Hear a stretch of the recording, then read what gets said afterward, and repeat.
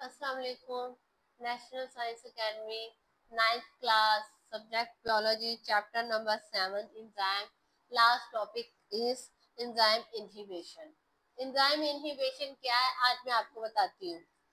कुछ एंजाइम कुछ सब्सटेंस ऐसे होते हैं जिसको हम एंजाइम इनहिबिशन कहते हैं। क्यों? क्योंकि ये क्या करते हैं, ये जाके बाइंड हो जाते हैं एंजाइम के साथ और उसकी एक्टिविटी को, वो जो काम कर रहा है उसको क्या करते हैं, उसको कम कर देते हैं। कुछ सब्सटेंस ऐसे हैं जो जाके एंजाइम के साथ अटैच होंगे और जाके उसकी एक्टिविटी को कम कर देंगे। इस फिनोमेना को हम क्या कहेंगे, एंजाइम इनहिबिशन। ठीक है। अब कॉम्पिटेटिव और नॉन कॉम्पिटेटिव। कॉम्पिटेटिव जैसे नाम से शो हो रहा है, कंपटीशन है, ठीक है, लड़ना है किसी से, लड़के वो चीज हासिल करनी है। तो ये जो इनहिबिटर है कॉम्पिटेटिव, ये रिजेंबल होते हैं, मिलते जुलते हैं एंजाइम सबस्ट्रेट की तरह।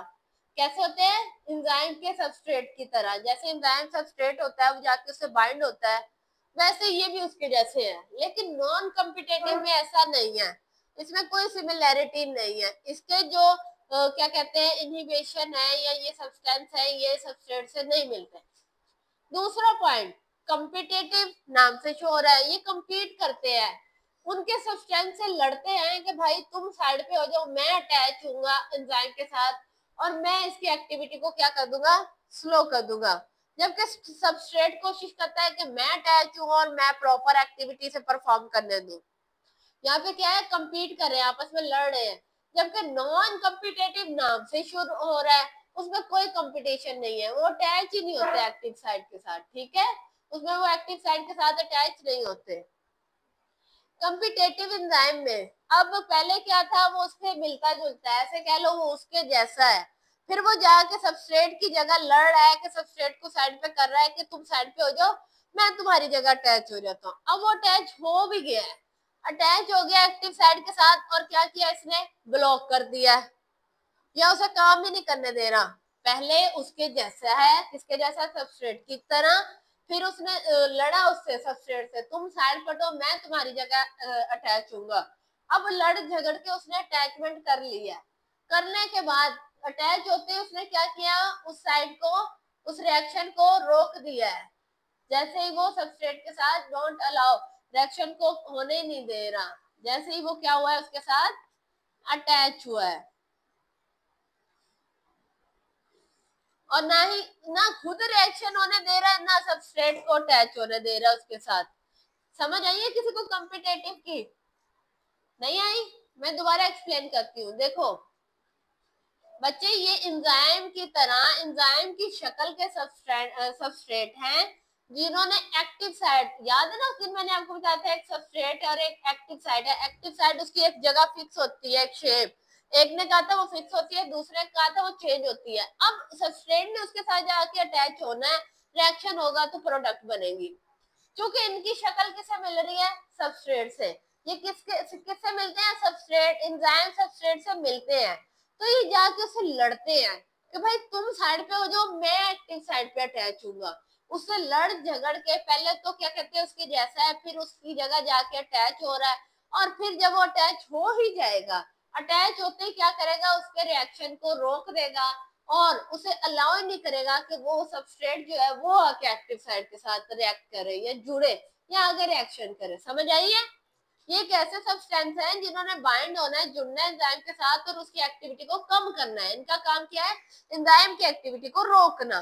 कॉम्पिटेटिव है, लड़ रहे हैं, कंपटीशन है इनका आपस में। वो कह रहा है मैं अटैच होऊंगा, तो ये कह रहा है नहीं मैं अटैच होऊंगा, और जो जीतेगा वो, अगर ये अटैच हो जाएगा तो ये जाके उसका रिएक्शन रोक देगा। नॉन कॉम्पिटेटिव, इनमें कोई सिमिलरिटी है ही नहीं, इसका सबस्ट्रेट जो है वो नहीं मिलता उससे, इनहिबिटर से। जब मिल ही नहीं रहा तो अटैचमेंट भी नहीं होगी, not attach. The attachment overall change, अगर अटैचमेंट होती है तो वो शेप को, एंजाइम की शेप को और एक्टिव साइड को बिल्कुल बदल देगा। ठीक है, ये जो चेंज है एक्टिव साइड में, ये फिट नहीं होगा सबस्ट्रेट के साथ और एंजाइम जो है वो अपना काम रोक देगा। पहले तो इसमें अटैचमेंट होने ही नहीं देंगे, ठीक है, वो उसे मिलता ही नहीं। अगर वो अटैचमेंट कर लेते हैं तो वो जाके क्या करेंगे, उसके एंजाइम की शेप को और इसके एक्टिव साइड को बदल देंगे और एंजाइम के रिएक्शन को रोक देंगे।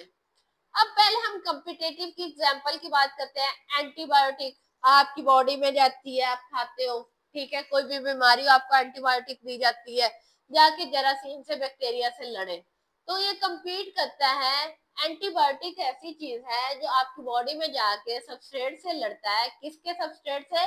Bacterial enzyme. वो एंजाइम जिनका काम क्या है? बैक्टीरिया के साथ है। बैक्टीरिया के जो एंजाइम है उसकी जगह ये अटैच हो जाता है। अटैच होके क्या करता है? बैक्टीरियल एंजाइम के साथ अटैच होता है और बैक्टीरिया को रोक देता है। उनके क्या कहते हैं? बैक्टीरिया को रोक देता है, ठीक है। नीचे देखो ना, सबस्ट्रेट है, उसके साथ एंजाइम है नीचे, लेकिन वो ब्लू सा जाके क्या है? कॉम्पिटेटिव, जाके खुद ब खुद अटैच हो गया। उससे पहले ये अटैच हो गया, उसने उसे अटैच ही नहीं होने दिया। तो अब चूंकि उसकी शक्ल बदल गई है, अब वहां पे ऑलरेडी अटैचमेंट है, तो सबस्ट्रेट अटैच हो ही नहीं सकेगा।